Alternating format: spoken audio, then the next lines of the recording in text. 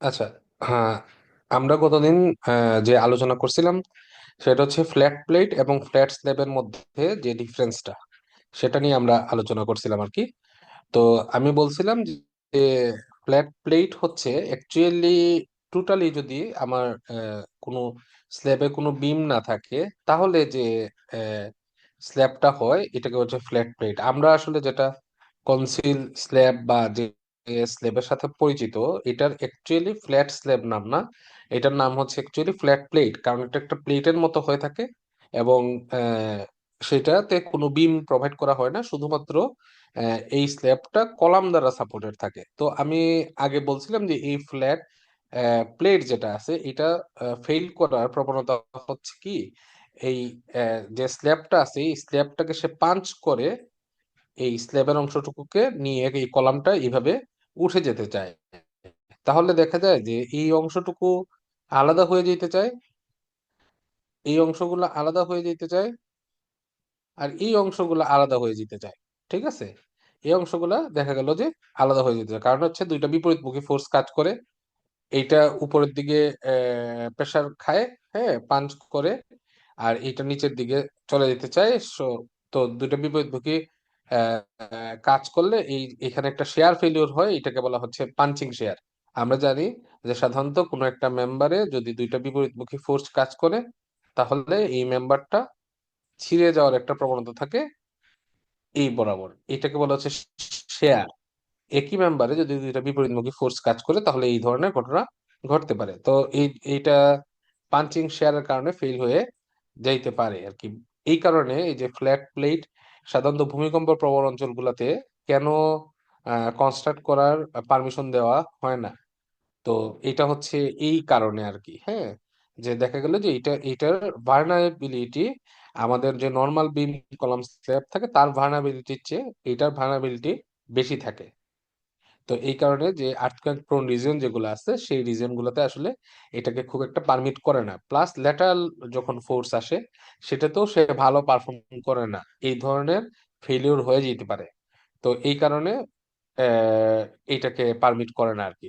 তারপরে প্রপারলি যদি আপনি ডিজাইন করেন, হ্যাঁ, ফ্ল্যাট প্লেটের যে আহ, নিয়ম আছে সেটা যদি প্রপারলি মেনটেন করে আপনি ডিজাইন করতে পারেন, দেন আপনি এটাকে প্রোভাইড করতে পারবেন। তো এটা হচ্ছে ফ্ল্যাট প্লেট।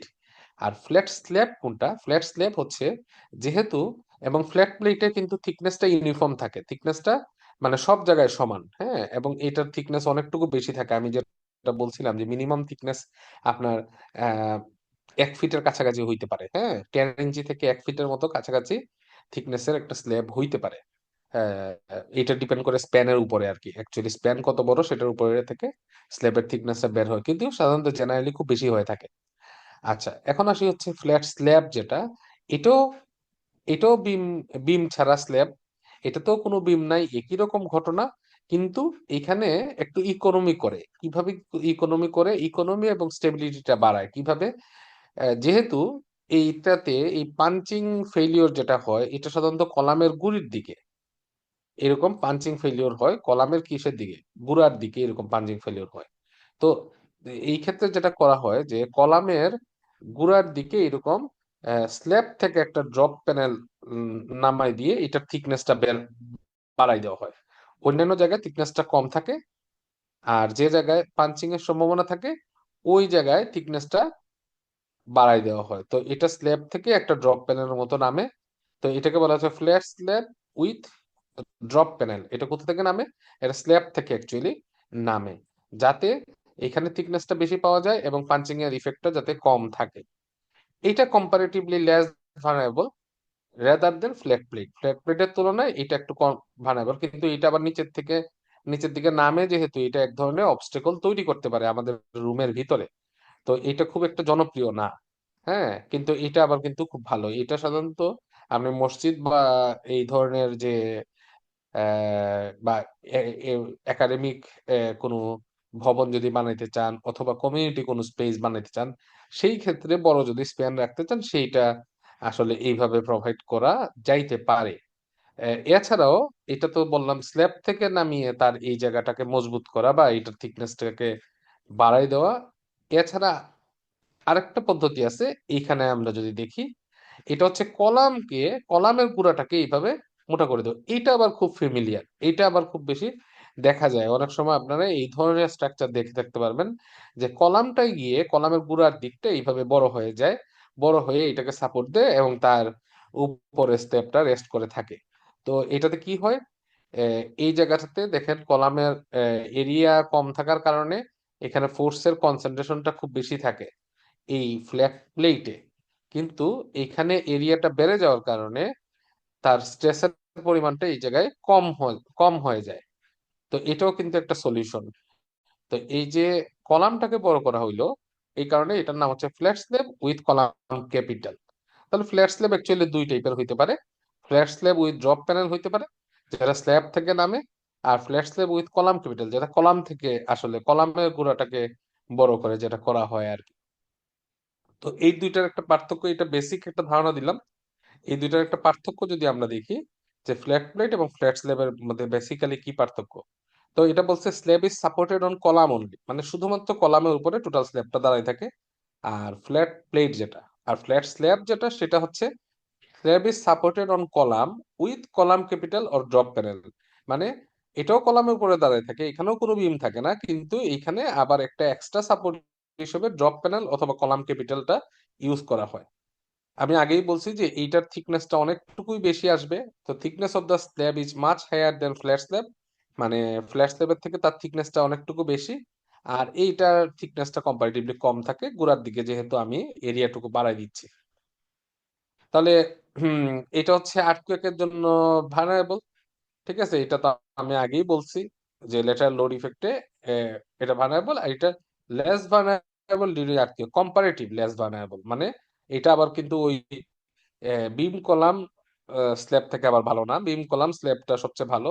কিন্তু যদি আমি কম্পেয়ার করি তাহলে এটা হচ্ছে লেস ভালনারেবল ফ্ল্যাট প্লেটের তুলনায়। তো এটা একটা ফ্ল্যাট স্ল্যাব এবং ফ্ল্যাট প্লেটের পার্থক্য দেখলাম। তারপরে আমরা ওয়াফল স্ল্যাব সম্বন্ধে যদি দেখি, ওয়াফল স্ল্যাব হচ্ছে যে আমাদের স্প্যান যদি অনেক বড় হয় তাহলে আমি হয়তোবা এটা বেন্ডিং কে আটকায় দেওয়ার জন্য আমরা রড প্রোভাইড করতে পারি। মনে করেন যে একটা স্ল্যাব আছে, হ্যাঁ, এই স্ল্যাবটা আমি ধরলাম হচ্ছে 40 ফিট, একটা স্প্যানের স্ল্যাব আছে, ওকে। তো জেনারেলি আমরা 40 ফিট স্প্যানের স্ল্যাব আমরা সাধারণত আহ, রাখতে পারি না, হ্যাঁ। আমরা সাধারণত না করি। কেন না করি? আপনি বললেন যে এটার জন্য তো সেম প্রসেস, আপনার মোমেন্ট আসবে, হ্যাঁ, মোমেন্ট আসবে, লোডের কারণে মোমেন্ট আসবে, মোমেন্ট থেকে আমি রিইনফোর্সমেন্ট ক্যালকুলেশন করব। এখন রিইনফোর্সমেন্ট ক্যালকুলেশন করে যদি আমি স্ল্যাবে 500টা রিইনফোর্সমেন্ট পাই, 16 mm দিব, আমি 20 mm দিব, কিন্তু আমার এরকম স্প্যান রাখতে হবে। কেউ এরকম শর্ত দিল, ঠিক আছে, কিন্তু তারপরেও এইটা রাখা অনেকটুকুই ডিফিকাল্ট, হ্যাঁ। কারণ আপনি তো মোমেন্ট থেকেই তো রিইনফোর্সমেন্ট ক্যালকুলেশন করতেছেন, যেহেতু স্প্যান বড় তাহলে মোমেন্ট বেশি আসবে। মোমেন্ট বেশি আসলে রিইনফোর্সমেন্ট বেশি আসবে, অসুবিধা নাই, আমি রিইনফোর্সমেন্ট আমি দিব। কিন্তু তারপরেও কি 40 ফিট স্প্যান রাখা যাবে? রাখা যায় না। কেন? কারণ হচ্ছে শুধুমাত্র বেন্ডিং কে আটকানোর জন্য রিইনফোর্সমেন্ট দিলেই হয় না, আরো একটা জিনিস আছে। আপনারা যদি স্ট্রাকচার সলভ করে থাকেন, এইটা দেখে থাকার কথা যে একটা স্ল্যাব এরকম ডিফ্লেকশনে যায়, লং টার্ম ডিফ্লেকশনে যায়, এটা ভেঙে পড়বে না। কিন্তু এটার স্প্যান বড় হওয়ার কারণে এটা কিন্তু ধীরে ধীরে যখন লোডটা অ্যাপ্লাই হতে থাকবে, হয়তো বা প্রথম দিকে আপনি বুঝতে পারবেন না, প্রথম দিকে অল্প কিছু ডিফ্লেক্টেড হইতে পারে, কিন্তু যখন লোড অ্যাপ্লাই করা হবে তখন দীর্ঘ সময় পরে দেখা যাবে যে ধীরে ধীরে ধীরে ধীরে স্ল্যাবটা একটু ডিফ্লেক্ট হচ্ছে। স্ল্যাবটা যদি ডিফ্লেক্ট হয় তাহলে স্ল্যাবের তো লেংথ বাড়তেছে না। ডিফ্লেক্ট হইলে তো এই ডিফ্লেকশনের লেংথ বাড়ার কথা, মানে আহ, মানে বড় লেংথের দরকার। কিন্তু স্ল্যাবের তো লেংথ বাড়তেছে না, তখন কি হয়, তখন এই ডিফ্লেকশনের কারণে এই কলাম গুলাতে এরকম প্রেসার খায়, কলাম গুলা এরকম টান খাবে, কলাম গুলা এই দুই পাশ থেকে এরকম টান খাবে, হ্যাঁ। ঠিক আছে, তোর কলামেও প্রেসার আসতেছে, স্ল্যাবেও প্রেসার আসতেছে, সবকিছু মিলে একটা সময় এটা কলাপসের দিকে যায় ডিফ্লেকশনের কারণে। তাহলে এখন কথা হচ্ছে যে তাহলে এই প্রবলেম আমি সলভ করতে পারবো কিভাবে? আমি তো এত বড় স্ল্যাব প্যানেল, আমি দেখা গেল যে ডিফ্লেকশনের কারণে এরকম হয়ে যাচ্ছে, আমি আসলে রড দিয়ে এটাকে খুব একটা আটকাইতে পারতেছি না। তখন বললো যে আচ্ছা ডিফ্লেকশনটা কেন হচ্ছে। এটা চিন্তা করে দেখলো যে ডিফ্লেকশনটা হচ্ছে কারণ হচ্ছে এটার স্প্যানটা অনেকটুকু বড়। এই স্প্যানটা অনেকটুকু বড় হওয়ার কারণে, আনসাপোর্টেড জোনটা অনেকটুকু বড় হওয়ার কারণে এই ডিফ্লেকশনটা হচ্ছে। এখন তারা বুদ্ধি বাইর করলো, আচ্ছা আমরা একটা কাজ করি, আমরা এই পেরিফেরাল বরাবর আমরা একটু শক্তপোক্ত বিম দিয়ে দিই, হ্যাঁ, আর আমরা ইন্টারমিডিয়েট আরো কিছু বিম দিয়ে দিই, বিম দিয়ে কি করি, আনসাপোর্টেড জোনটাকে কিছু ছোট ছোট ভাগে ভাগ করে ফেলি। ঠিক আছে, এইভাবে। ঠিক আছে, আনসাপোর্টেড, এখন দেখেন এই স্ল্যাব প্যানেল আনসাপোর্টেড জোন শুধুমাত্র এই ছোট এরিয়াটুকু। তো ছোট এরিয়াটুকুতে তো আর ডিফ্লেকশনে ফেল করার প্রবণতা কম থাকবে, কারণ এটা যতটুকু আনসাপোর্টেড, স্ল্যাবের সাপোর্ট হচ্ছে বিম, আমি তো বিম দিয়ে দিছি। তাহলে এই যে স্ল্যাব প্যানেল গুলো আছে, এই প্যানেল গুলাকে অনেকগুলো ক্ষুদ্র ক্ষুদ্র ভাগে আমরা ভাগ করে ফেললাম। তো যদি ভাগে ভাগ করে ফেলি তাহলে সেটা আনসাপোর্টেড পর্শনের এরিয়া কমে যায়, কমে গেলে এই ডিফ্লেকশনের প্রবণতা কমে আসতে পারে। তো সেই ক্ষেত্রে আমরা কিন্তু বিগ স্ল্যাব গুলা এইভাবে পেরিফেরি বরাবর আমরা দেখা গেল যে আমরা মেইন বিম প্রোভাইড করি, আর এই মেইন বিম থেকে আবার কিছু আড়াআড়ি ভাবে সাপোর্টিভ বিম প্রোভাইড করতে পারি। তো এই মেইন বিম বিম যেগুলা, এগুলাকে বলা হচ্ছে প্রাইমারি বিম, আর আড়াআড়ি ভাবে যে বিম গুলো প্রোভাইড করা হয় এগুলো বলা হচ্ছে সেকেন্ডারি রিবস। তো এইভাবে করে এই জিনিসটা দেখতে অ্যাকচুয়ালি একটা সুইট ডিশের মতো হয়। এটাকে আমরা নাম দিচ্ছি হচ্ছে ওয়াফল। এখন প্রচুর বাজারে ওয়াফল পাওয়া যায়, আগে পাওয়া যেত না। তো ওয়াফল শপ আছে অনেকগুলা। তো এটা একটা সুইট ডিশ। তো অনেকটা দেখতে এই যে ওয়াফল টাইপের জিনিসের মতো মনে হয় দেখে, এটাকে নাম দেওয়া হয়েছে হচ্ছে ওয়াফল স্ল্যাব। এটা কিন্তু কমন এই টাইপের স্ল্যাব দেখা যায়। যেমন ধরেন আপনি যদি আপনি গ্যালারিতে পরীক্ষা দেন আমাদের গ্যালারিতে, তাহলে কিন্তু দেখবেন যে এটা এইভাবে সলভ করা হয়েছে। কারণ গ্যালারিতে আপনি খেয়াল করে দেখবেন যে এখানে মাঝখানে কোনো কলাম নাই, তাহলে এত বড় স্পেস আবার মাঝখানে কোনো কলাম ছাড়া থাকলো কিভাবে? কারণ এটা তো ডিফ্লেকশনে ফেল হয়ে যাওয়ার কথা। কিন্তু এটাকে এইভাবে অ্যাকচুয়ালি ওয়াফলের মাধ্যমে স্ল্যাব করা সলভ করা হয়েছে। এগুলো বড় স্প্যান গুলো এইভাবে সলভ করা যাইতে পারে। ঠিক আছে, তো এই টাইপের স্ল্যাব গুলাকে বলা হচ্ছে waffle slab. when unsupported portion or panel size is higher, যদি আনসাপোর্টেড পোর্শনটা একটু বেশি হয়, আহ, এটাকে মোর ইকোনমিক্যাল এবং স্টেবল বানানোর জন্য কিছু ইন্টারমিডিয়েট রিপস প্রোভাইড করা হয়। ঠিক আছে, এগুলোকে আমরা রিপস বলতেছি। হ্যাঁ, তো এই রিপস প্রোভাইড করা হয় এবং এটা দেখতে একটা ওয়াফল টেক্সচারের মতো হয়, এই কারণে এটাকে ওয়াফল স্ল্যাব বলা হয়। হুম। আহ এইটার ডিফ্লেকশনটা কমায় ফেলা হয় ইন্ট্রোডিউসিং ইন্টারমিডিয়েট রিপস। এই যে আমি আগেই যে কথাগুলো বললাম যে ইন্টারমিডিয়েট রিপস ইন্ট্রোডিউস করার মাধ্যমে এটা ডিফ্লেকশনটাকে কন্ট্রোল করা হয়। এটা কমনলি কোথায় দেখা যায়? কমনলি সাধারণত মস্কে দেখা যায়। আমরা যদি মসজিদ করতে চাই তাহলে সেই ক্ষেত্রে অনেক বড় স্প্যান যদি রাখি তাহলে এই ধরনের ঘটনা দেখতে পারবো। অডিটোরিয়াম যদি আপনি করতে চাই তাহলে এইরকম, কারণ অডিটোরিয়ামের মাঝখানে তো আমি পিলার দিতে খুব একটা স্বাচ্ছন্দ্য বোধ করি না। আপনি এয়ারপোর্ট যদি করতে চান বড় বড়, আহ, এখন ঘন ঘন পিলার দিলে তো এয়ারপোর্টে চলাচল বাধাগ্রস্ত হবে। সেই ক্ষেত্রে রেল স্টেশন, অনেক কমার্শিয়াল স্পেস আছে, এগুলোতে যেখানে স্পেন সাইজ বড় সাধারণত এইসব জায়গায় এই অফাল স্ল্যাব দেওয়া হয় আর কি। তো ওয়াফল স্ল্যাবের এখানে রিইনফোর্সমেন্ট অ্যারেঞ্জমেন্ট দেখানো হলো, এই যে দুই পাশে দুইটা বিম থাকে যেটাকে প্রাইমারি বিম বলি, আর এইভাবে আবার ছোট ছোট কতগুলা বিম থাকে। এই ছোট ছোট বিম গুলা আবার এইখানে ডটেড লাইন দিয়ে এই যে ট্রান্সভার্স বিম দেখানো আছে, এগুলা ট্রান্সভার্স বিমের উপরে সাপোর্টেড অবস্থায় থাকে। আর এইখানে টপ মেশ আর বটম মেশ দুই জালির রড থাকে। এইভাবে করে টোটাল স্ল্যাবটার মেকানিজমটা কাজ করে। ঠিক আছে, তো এখানে reinforcement arrangement of a waffle স্ল্যাবে একটা রিইনফোর্সমেন্ট অ্যারেঞ্জমেন্ট দেখানো হইলো। এটা যদি কাটি তাহলে দেখতে একটু কিরকম দেখায় আর কি। এখানে সব কম্পোনেন্ট গুলোর নাম দিয়ে দেওয়া হয়েছে। আচ্ছা, তো এইটাই বেসিক্যালি ছিল। আর থিওরির আরেকটা অংশ হচ্ছে এখানে আহ, আমাদের কনক্রিট প্রোটেকশন কভার সম্বন্ধে কিছু কথাবার্তা বলা আছে। যে আমরা সাধারণত স্ল্যাবের ক্ষেত্রে এগুলা, আপনারা যারা ডিপ্লোমা করে আসছেন আপনারা মোটামুটি জানেন যে আমরা স্ল্যাবের ক্ষেত্রে যে কাভারিং ইউজ করি সেটা সাধারণত 1 ইঞ্চি হয়, এবং ক্লিয়ার কাভার যেটা হয় এটা হচ্ছে 0.7 mm। কাভারিং জিনিসটা কি? কাভারিং জিনিসটা হচ্ছে অ্যাকচুয়ালি রডের সেন্টার থেকে কনক্রিটের বটম পর্যন্ত যে দূরত্বটা, এটাকে আমরা বলতেছি হচ্ছে কাভারিং। রডের সেন্টার থেকে একেবারে বটম, রডের সেন্টার থেকে কনক্রিটের টপ বটম পর্যন্ত দূরত্ব, এটাকে বলা হচ্ছে কাভারিং। কাভারিংটা সাধারণত 1 ইঞ্চি হয়, এবং রডটাকে বাদ দিয়ে শুধুমাত্র কনক্রিটের কতটুকু পোর্শন হয় সেটা যদি আমি হিসাব করি সেটা হচ্ছে 0.75 ইঞ্চি। ঠিক আছে, একইভাবে বিমের ক্ষেত্রে সেম ভাবে হিসাব করা হয়। তো বিমের ক্ষেত্রেও চারপাশে সাধারণত ব্লক সাইজ গুলো হচ্ছে 1.5 ইঞ্চি বাই 1.5 ইঞ্চি। তো এটা হচ্ছে ক্লিয়ার কভার হচ্ছে 1.5 ইঞ্চি। আর কাভারিং যদি হিসাব করি তাহলে রডের সেন্টার থেকে এই ডিস্টেন্সটা, রডের সেন্টার থেকে এই ডিস্টেন্সটা একটু বাড়ে, এটা হচ্ছে 2.5 ইঞ্চি, সাধারণত 2.5 ইঞ্চি কাভারিং ইউজ করা হয়। আর যেগুলো গ্রেড বিম থাকে, গ্রেড বিমের ক্ষেত্রে যেহেতু গ্রেড বিমটা মাটির সাথে লাগানো থাকে, কারণ আমরা মাটি লেভেলে যে বিমটা দিয়ে থাকি সেটাকে সাধারণত আমরা গ্রেড বিম বলে থাকি। তো এই গ্রেড বিমটা যেহেতু মাটির সংস্পর্শে থাকে, এখান থেকে পানি যাতে পেনিট্রেট করে ভিতরের দিকে না আসতে পারে, এই ক্ষেত্রে কাভারিংটা একটু বেশি হয়। তো এই কাভারিংটা সাধারণত আহ 2.5 ইঞ্চি থেকে 3 ইঞ্চি পর্যন্ত হয়ে থাকে আর কি। ঠিক আছে।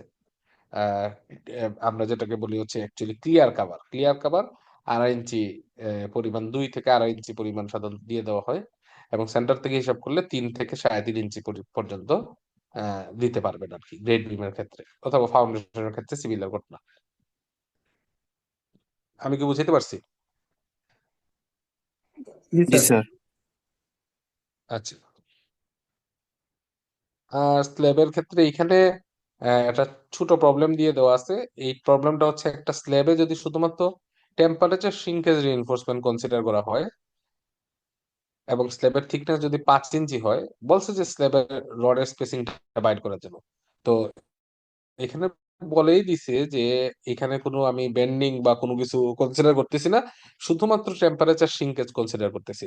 তো টেম্পারেচার সিঙ্কেজের জন্য আমার কিন্তু লোড বা অন্য কিছু লাগে না। আমি টেম্পারেচার সিঙ্কেজের মিনিমাম রিইনফোর্সমেন্ট বের করার সূত্র আছে কতগুলো, এইগুলো আমরা গতদিন দেখছিলাম যে সূত্রগুলা কি কি। এই যে এখানে বলছিলাম, যদি 60 গ্রেডের স্টিল হয় তাহলে টেম্পারেচার সিঙ্কেজ রিইনফোর্সমেন্ট বের করার সূত্র হচ্ছে 0.0018 বিটি। যদি 40 গ্রেডের স্টিল হয় তাহলে 0.0020 বিটি। আর যদি এছাড়া অন্য কোনো টাইপের স্টিল হয়, ফর আদার, এখানে আর হবে, এটা খেয়াল রাখেন, ফর আদার FY এইটার সূত্র হবে 200/FY বি। এখন আমি প্রশ্নে যদি যাই, দেখি এখানে আমাদের FY এর মান বলা হচ্ছে 72। তা 72 হইলে সেটা কিন্তু আদার ক্যাটাগরিতে পড়লো, মানে সেটা 60 গ্রেডও না, সেটা 40 গ্রেডও না, এটা হচ্ছে 72 গ্রেডের। তাহলে সেই ক্ষেত্রে সূত্রটা হবে হচ্ছে 200/FY BD। আচ্ছা, এখন 200/FY এর মান হচ্ছে 72, KSI দিয়ে দেওয়া আছে, এটা PSI এ বসাইতে হয়। তা আমরা PSI এ বসাইলাম 72,000 ইন্টু বি হচ্ছে স্ট্রিপ উইডথ। সাধারণত স্ল্যাবটা একটা 12 ইঞ্চি স্ট্রিপ ধরে ডিজাইন করা হয়, তার উইডথ হচ্ছে 12 ইঞ্চি, ইন্টু ডিটা হচ্ছে ইফেক্টিভ ডেপথ। এখন 5 ইঞ্চি যদি স্ল্যাব হয়, স্ল্যাবের যদি কাভারিং আমি বাদ দিই 1 ইঞ্চি, তাহলে ইফেক্টিভ ডেপথটা পাওয়া যায় হচ্ছে 4 ইঞ্চি। তো এখান থেকে আমাদের রিইনফোর্সমেন্ট কত লাগে পার ফিটে আমরা এখান থেকে বের করে ফেলতে পারি। এখন থেকে যদি বের করে ফেলতে পারি, সেটা দিয়ে আমি স্পেসিংও বের করতে পারি। স্পেসিংটা হচ্ছে area of the bar into 12 divided by যে টা গভর্নিং। এইটাকে আমি এখানে বসাই দিলাম, বসাই দেখলাম যে 9.92 ইঞ্চি, মানে 96 ইঞ্চি। তো এই স্ল্যাবে 96 ইঞ্চি পর পর রড বসাইতে পারার কথা। ঠিক আছে। তো এটাও আবার চেক করতে হবে, এটা কিন্তু আবার লেস দেন হইতে হবে আমার থিকনেসের 3 গুণ। থিকনেস হচ্ছে 5 ইঞ্চি, তাহলে 15 ইঞ্চির বেশি হইতে পারবে না রডের স্পেসিং, তার চেয়ে কম হইতে হবে, এটাও একটা চেকের বিষয় আছে। তো আমি এখানে দেখলাম যে আমাদের থিকনেস হচ্ছে 5 ইঞ্চি, তার 3 গুণ হচ্ছে 15 ইঞ্চি। তাহলে 15 ইঞ্চির চেয়ে কম হইতে হবে স্পেসিং, এর চেয়ে বেশি হইতে পারবে না, তাহলে 15 ইঞ্চি ধরে নিতে হবে। তো যেহেতু 15 ইঞ্চির চেয়ে কম আছে 96 ইঞ্চি, তো 96 ইঞ্চি পরে পরে আমি বোথ দিকে বসাই দিতে পারি। এটা ছোট একটা অঙ্ক, জাস্ট শুধুমাত্র টেম্পারেচার সিঙ্কেজকে কনসিডার করলে আমি কিভাবে একটা স্ল্যাবের ইয়ে বের করতে পারি। তাহলে আমরা একটু খেয়াল করে দেখি আমরা স্ল্যাবের ক্ষেত্রে কি কি জিনিস পড়ছিলাম। আমরা স্ল্যাবের ক্ষেত্রে প্রথমে একটা প্রবলেম সলভ করে দেখছিলাম। তো এই প্রবলেম সলভ করার ক্ষেত্রে এখানে আহ, কতগুলো স্ল্যাবের ইনিশিয়াল থিকনেস বের করার কতগুলো শর্ত ছিল। তো সেইখান থেকে আমরা একটা স্ল্যাবের চারপাশেই ফিক্স সাপোর্ট আছে, মানে বিম আছে, এইভাবে করে একটা প্রবলেম সলভ করছিলাম। করে আমরা রড বের করছিলাম। তারপরে আমরা দেখছিলাম টেম্পারেচার সিঙ্কেজ রিইনফোর্সমেন্ট কাকে বলে সেটা দেখছিলাম। তারপরে সেম প্রবলেমটাই, আগের প্রবলেমটাই আমরা সিম্পলি সাপোর্টেড যদি হয় তাহলে এটাকে সলভ করা আরেকটু ইজিয়ার, এটা আমরা দেখছিলাম। তারপর হচ্ছে 1 ওয়ে এবং 2 ওয়ে স্ল্যাবের মধ্যকার ডিফারেন্স দেখছিলাম। তারপরে আমরা ফ্ল্যাট স্ল্যাবের মধ্যকার ডিফারেন্স দেখলাম। তারপর ওয়াফল স্ল্যাব কি সেটা দেখলাম। তারপরে আমরা কনক্রিট প্রোটেকশন প্রভিশন সম্বন্ধে আমরা জানলাম যে কনক্রিটের কাভারিং বা প্রোটেকশন প্রভিশনটা কি হইতে পারে, সেটা আমরা দেখলাম। আর স্ল্যাবের ক্ষেত্রে শুধুমাত্র টেম্পারেচার সিঙ্কেজ যদি কনসিডার করি তাহলে সেই ক্ষেত্রে আমরা কত স্পেসিং পরে পরে রড দিতে পারি সেটা আমরা দেখলাম। তো এইভাবে করে আমাদের মোটামুটি ওয়ান ওয়ে স্ল্যাব যেটা আছে সেটা শেষ হয়ে গেছে। ঠিক আছে, এর বাইরে আর কিছু পড়তে হবে না।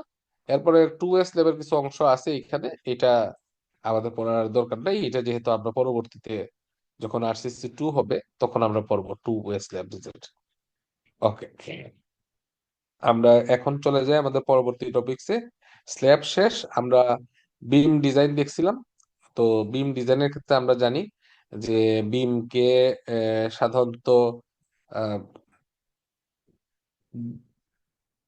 দুই ভাগে ভাগ করা যায়, এটা আমি বলছিলাম, যে একটা হচ্ছে রেক্টেঙ্গুলার বিম আর একটা হচ্ছে টি বিম। ঠিক আছে, ওকে, দুই টাইপের সাধারণত বিম হয়ে থাকে। রেক্টেঙ্গুলার বিমকে আবার দুই ভাগে ভাগ করা যায়। একটা হচ্ছে আন্ডার রিইনফোর্স বিম, যেটাকে আমরা বলি হচ্ছে সিংলি, আর একটা হচ্ছে ওভার রিইনফোর্স বিম, সেটাকে আমরা বলি হচ্ছে ডাবলি। ঠিক আছে, এটা সম্বন্ধে আপনাদেরকে বেসিক যে ধারণাটা, এটা কিন্তু আমি ক্লাসে দিয়ে দিছিলাম, যে কোনটাকে সিংলি বলি আর ডাবলি কখন হয়। এটা কিন্তু অলরেডি আমি ক্লাসে দিয়ে দেওয়া শেষ। রেক্টাঙ্গুলার বিম, সিংলি এবং ডাবলি। তাহলে বিমের ক্যাটাগরিতে দুই টাইপের বিম হইতে পারে, একটা হচ্ছে রেক্টাঙ্গুলার বিম, একটা হচ্ছে টি বিম। রেক্টাঙ্গুলার বিম আবার দুই ভাগে ভাগ করা যায়, একটা হচ্ছে সিংলি, একটা হচ্ছে ডাবলি। এই সিংলি যে ডিজাইনটা, এটা মিড টার্মের আগে আমরা পড়ে ফেলছি। এখন আমাদেরকে পড়তে হবে হচ্ছে ডাবলি, আর হচ্ছে পড়তে হবে হচ্ছে টি বিম। এই দুইটার ডিজাইন যদি আমি দেখতে পারি তাহলে মোটামুটি আমাদের হয়ে যাবে আর কি। তো বিমের আর ভ্যারাইটি নাই, এইটার মধ্যেই শেষ। আর স্ল্যাবের ক্ষেত্রে তো আমাদের সিলেবাসে আছে ওয়ান ওয়ে স্ল্যাব এখন পড়লেন, আর আরসিসি 2 তে আমরা গিয়ে পড়বো হচ্ছে টু ওয়ে স্ল্যাব, তাহলে স্ল্যাবটাও আমাদের শেষ হয়ে যাবে। তাহলে আমরা বিমে চলে যাই, ডাবলি রিইনফোর্স বিম। স্যার হ্যাঁ, স্যার স্ল্যাবের ক্ষেত্রে স্যার একটা কোয়েশ্চেন ছিল স্যার। বলেন। স্যার ওই যে এক্সট্রা টপ, স্যার ওই যে প্রথম যে এক্সাম্পলটা দেখাইছিলেন ওয়ান ওয়ে স্ল্যাবের, হুম হুম ওই হুম হুম এক্সট্রা হুম। টপে স্যার যদি যাইতেন স্যার, একটা জিনিস বুঝি নেই। আচ্ছা, এক্সট্রা টপে গেলাম আমরা, এটা হচ্ছে এক্সট্রা টপে গেলাম। হুম। জি স্যার, হ্যাঁ, ওই যে বলেন। এক্সট্রা টপে স্যার ওই যে sir point 1225 × 13 divided by 12 inch square, আবার হচ্ছে 13 ইঞ্চি পাশে, এটা স্যার বুঝি নেই স্যার এই ক্যালকুলেশনটা। কোন 13 ইঞ্চি? এটা জি স্যার, এটা এই যে স্যার। জি স্যার। আচ্ছা, এটা হচ্ছে ওই যে বলছিলাম যে এক্সট্রা টপটা আমরা যখন বের করি, দেখেন আমাদের রড গুলা বের হচ্ছে হচ্ছে ইঞ্চি স্কোয়ার পার ফিটে, তাই না? জি রড স্যার। গুলা প্রতি ফিটের জন্য কিন্তু বের হচ্ছে, তাই না? আচ্ছা, জি স্যার। এখন আমরা এর মধ্যে কিছু রডকে ক্র্যাঙ্ক করে দিয়ে দিছি। ক্র্যাঙ্ক করে দিয়ে দেওয়ার কারণে নেগেটিভ জোনে কিছু রড ব্যালেন্স হয়ে গেল।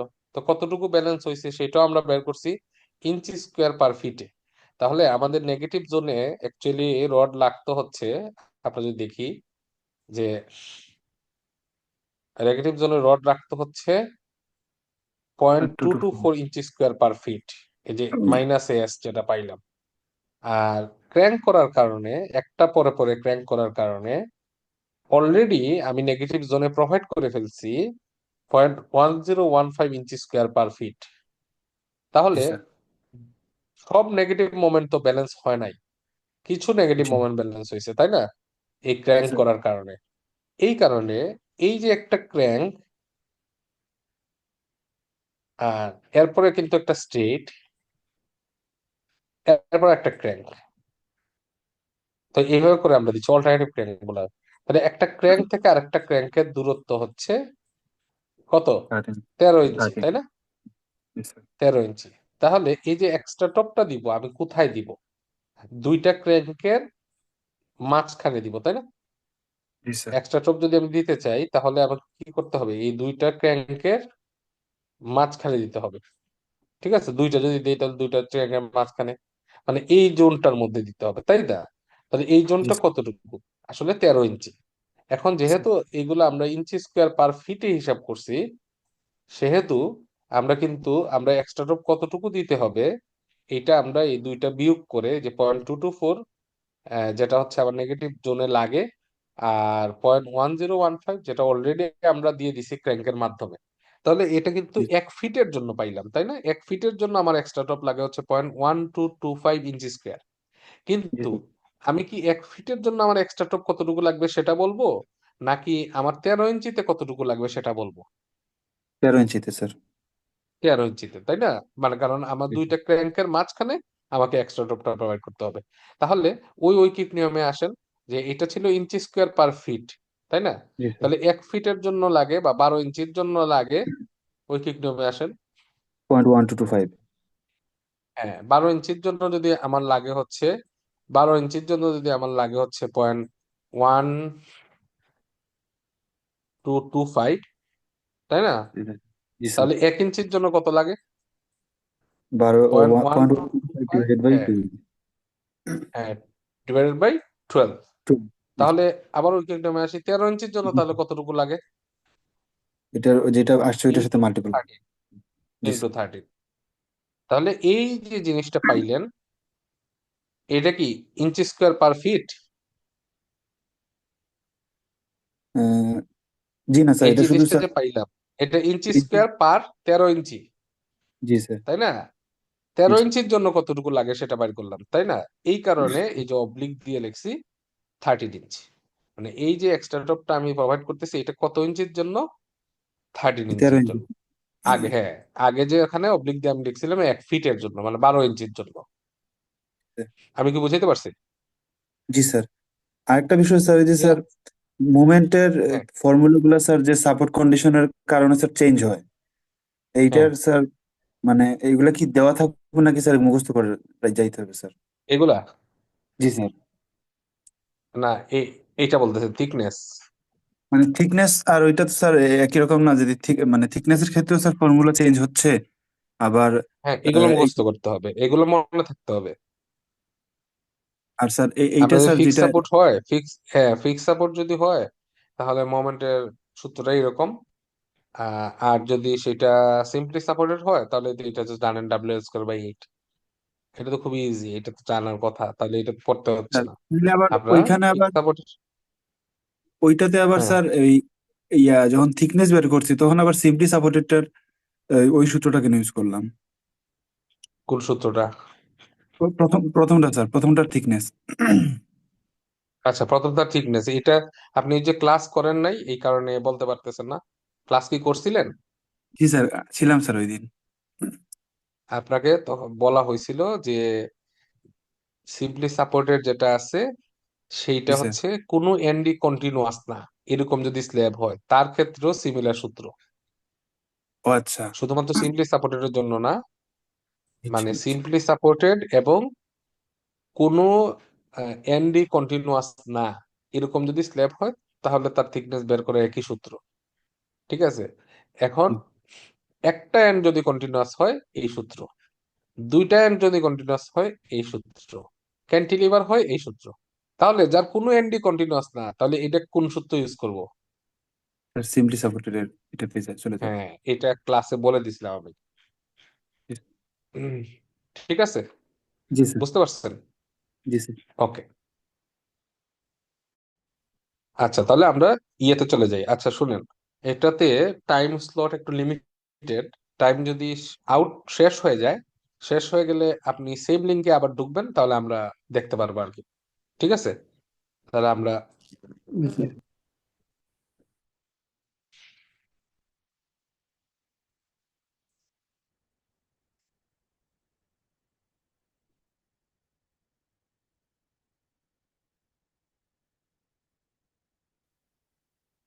দেখা যাচ্ছে।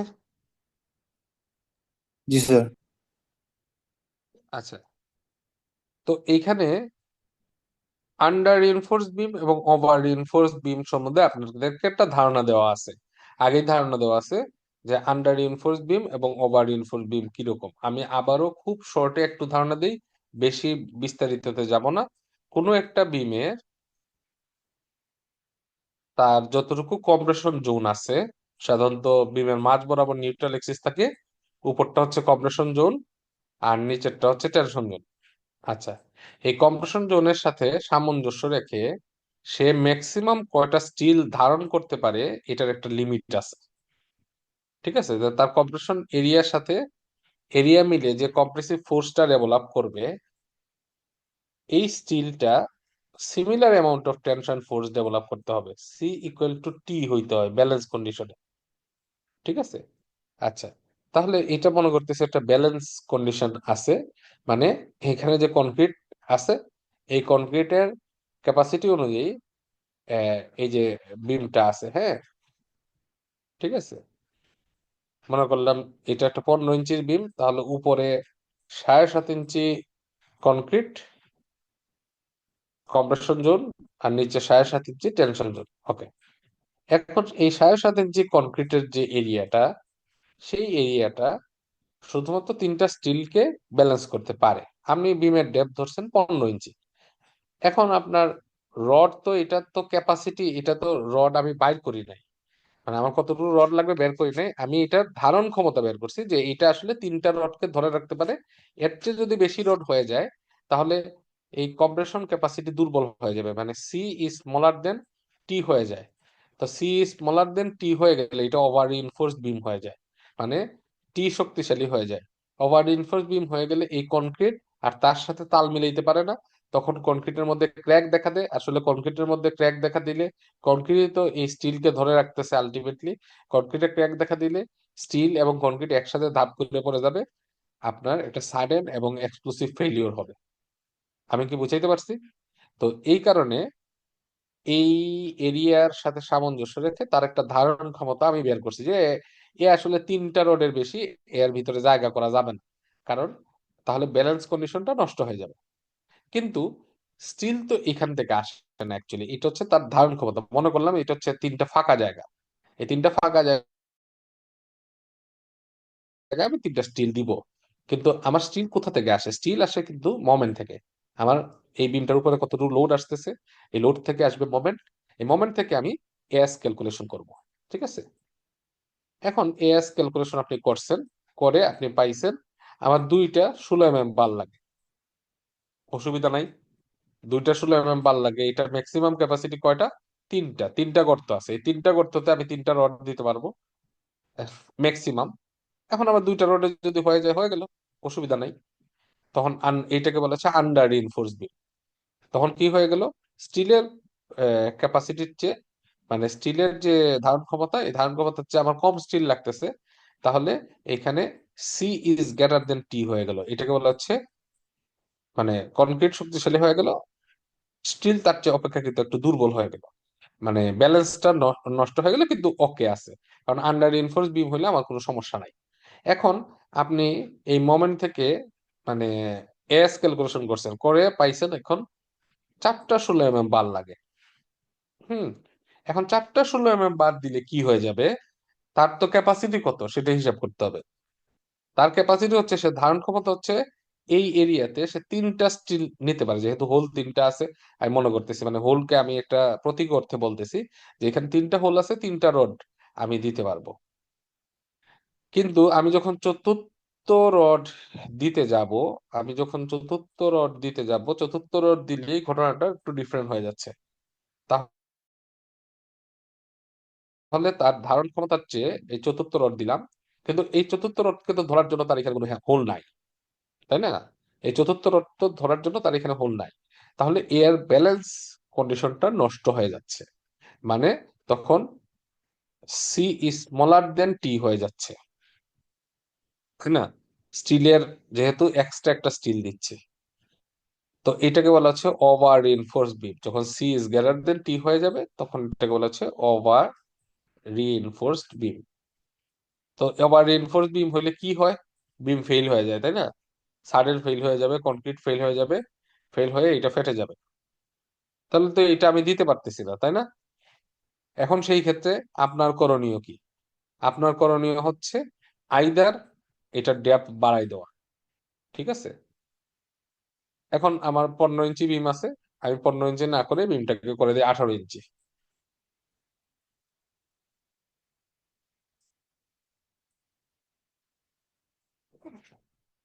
তাহলে এই নিউট্রাল এক্সিস এর উপরে যে কনক্রিটের এরিয়াটুকু আছে, সেই এরিয়াটুকু কি আগের ছিল 7.5 ইঞ্চি? 7.5 ইঞ্চি যদি তিনটা রডকে ধারণ ক্ষমতা থাকতো, তাহলে 9 ইঞ্চি কি তার চেয়ে কিছু বেশি রডকে ধরে রাখতে পারবে না? জি স্যার। এখন তার ধারণ ক্ষমতা বেড়ে যাবে, সে কিন্তু চারটা রডকে ধরে রাখতে পারবে। তখন সেই ক্ষেত্রে এই যে চারটা রড যদি দিতে হয়, তাহলে সেই ক্ষেত্রে কিন্তু এই 15 ইঞ্চির মধ্যে আমি 4টা রড দিতে পারবো না ডেপথের মধ্যে। আমাকে কি করতে হবে, এইখানে 18 ইঞ্চির মধ্যে, মানে এটা ডেপথ বাড়াই দিতে হবে, বাড়ায় তারপরে আবার 4টা রড দিতে হবে। ঠিক আছে। এখন আপনার কোনো কারণে একটা বিমে এসে 18 ইঞ্চি হয়ে যাচ্ছে, অন্যান্য বিম গুলা 15 ইঞ্চির মধ্যেই হয়ে যাচ্ছে।